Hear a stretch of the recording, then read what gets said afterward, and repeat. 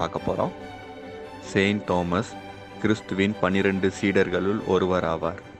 கிறிஸ்துவின் மறைவுக்குப் பின் கிறிஸ்துவின் பெருமைகளை பறைசாற்றும் வகையாக கிபி 12ஆம் ஆண்டில் முசிறிஸ், அதாவது தற்போதைய கேரளாவில் சென்று அங்கு கிறிஸ்துவின் மகிமையை பொதுமக்களுக்கு கூற ஆரம்பித்தார். இவரால் கேரளத்தில் பல மக்கள் கிறிஸ்துவை தழுவினர்.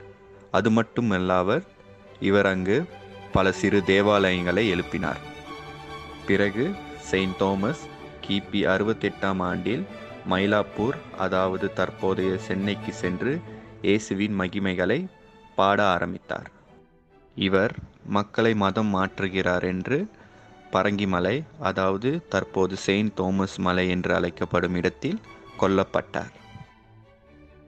செயின்ட் தாமஸின் மறைவுக்கு பிறகு 16ஆம் நூற்றாண்டில், அதாவது 1523ஆம் ஆண்டு